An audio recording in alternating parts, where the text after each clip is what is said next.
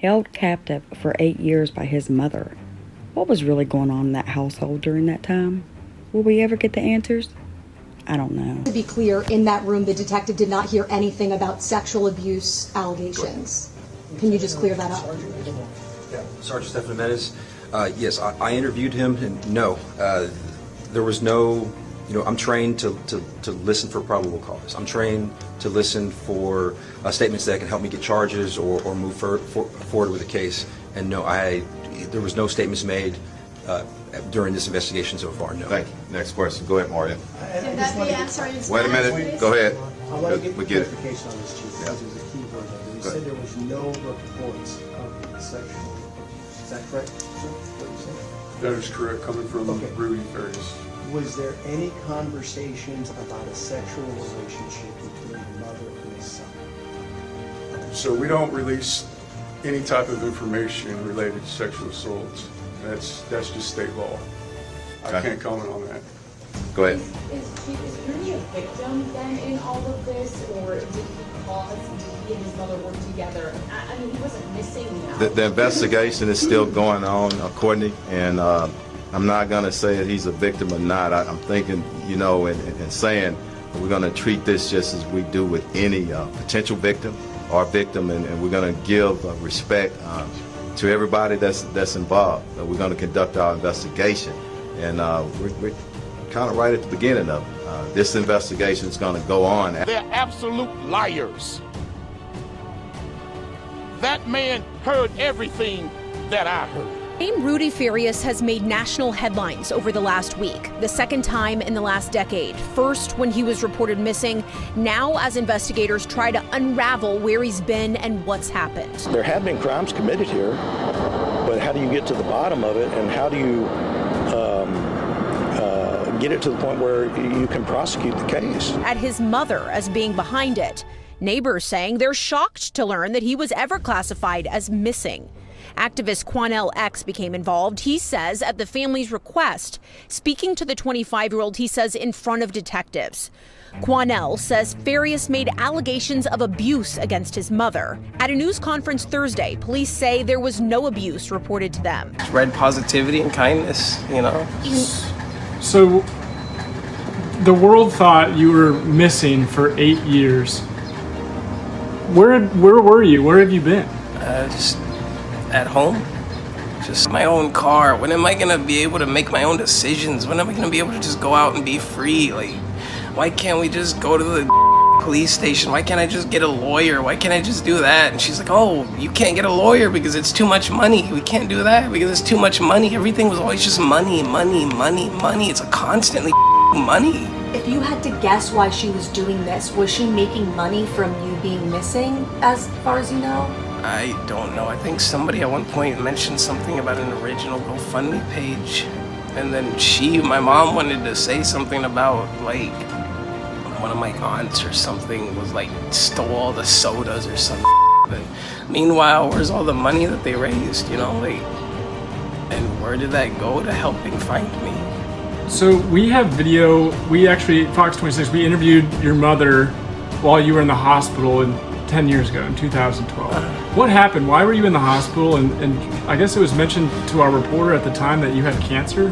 I had a tumor on my heel at one point, but that was irrelevant.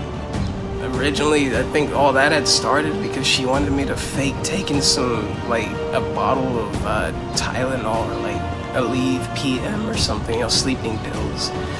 And then she wanted to fake me going to the hospital, and she pretty much just forced me to go into the ER and be like, hey, act like you're sick and you're overdosing.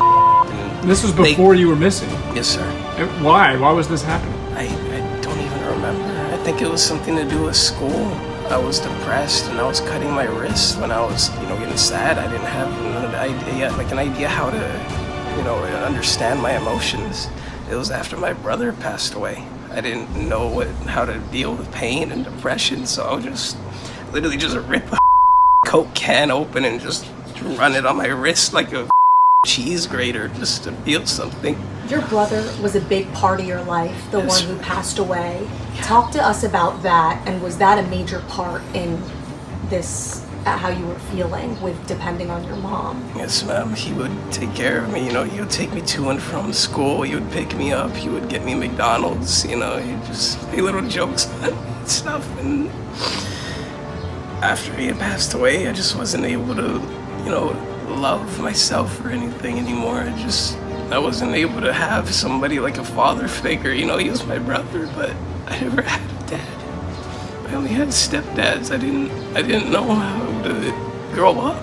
I didn't know what I was doing as I was growing up. I didn't understand how to take care of myself, how to wash myself, how to make doctor's appointments, how to do anything, because I never had a chance. What would you have to say to police that say, well, he was an adult? What do you mean? It seems like in this case, you didn't have the support there that you needed, and police seem so focused on your age that you were 17, which is an adult in Texas. But can you talk about the fact that, yes, you were an adult, but the mindset that you've been in? Yeah, it was just like a constant brainwashing, like the Stockholm type of syndrome, where it's just, you know, you just fall in love with your captive and just want to take care of them, do this and that, you know, like it would just constantly just be me trying to help and just take care of my mom, do whatever she needs because I cared about her and she's the only person I had. Did your mom, over this last 8 years, did she say anything or like, is there anything that sticks out in your mind that bothers you or that you remember conversations with her that just, I used to have to sleep in her bed sometimes. I don't remember why, just like next to her. It wouldn't be anything sexual or anything like that. I wouldn't lie about that because there's plenty of people that need honest truths when it comes to those things. That just muddies the water to lie about those type of things. That's where I said the media, they like to twist my words and confuse things. I never said anything bad about her in that regard, but you know, just boundaries she would push or make me uncomfortable and I would say stop and she was like, well, why, what did I do? I didn't do anything wrong, you know, and then I would just be like, okay, you know, I didn't do anything wrong and just leave it at that, you know, just push my boundaries if you want, do whatever you had to do. And I would just be like a people pleaser, but I didn't have people to please, just my mom. I didn't have anybody to take care of or, you know, help understand me. It was just her all the time, my mom. How hard has it been right now? I know that this is the only person you feel like you have had, and now that you're separated, how hard is it to make that distinction right now? Just... Do you want to talk to her? No, not really. I don't want any contact with her at all. I just want to live my life away from her. She can do whatever she wants. I don't care. I just want to live my life. You know, I want to have a family, a job, a car, just a house. I just want to live my life.